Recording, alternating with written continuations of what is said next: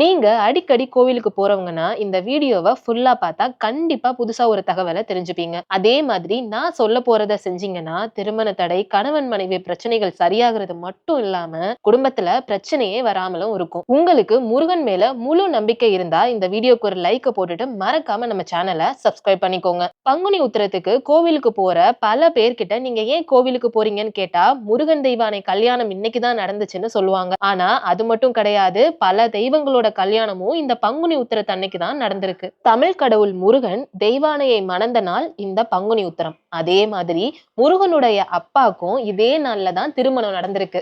அதாவது இமயமலை அரசனின் மகளாக பிறந்த பார்வதி தேவிக்கும் சிவனுக்கும் இந்த நாள்ல தான் திருமணம் நடந்திருக்கு. அது மட்டும் இல்லைங்க, விஷ்ணு பகவான் ராமர் அவதாரத்துல சீதையை மனம் முடிச்சதும் இந்த நாள்ல தான். ஆண்டாள் நாச்சியார் ரங்க மன்னரோட இணைந்ததும் இந்த பங்குனி உத்திரத்துல தான். இந்த நாள் நீங்க விரதம் இருந்து முருகனுக்கு காவடி பால் குடம் எடுத்து வேண்டிக்கிட்டீங்கன்னா முருகன் உங்க இல்லற வாழ்க்கைய மகிழ்ச்சியா வச்சுக்குவாரு. அதே மாதிரி திருமணம் ஆகாதவங்களுக்கு திருமணம் நடக்கும். பிரிஞ்சு வாழும் கணவன் மனைவி சேர்வதற்கு வாய்ப்பும் இருக்கு. உங்களோட வேண்டுதல் எதுவா இருந்தாலும் முருகன் கிட்ட இந்த நாள்ல மனம் உருகி வேண்டிக்கங்க.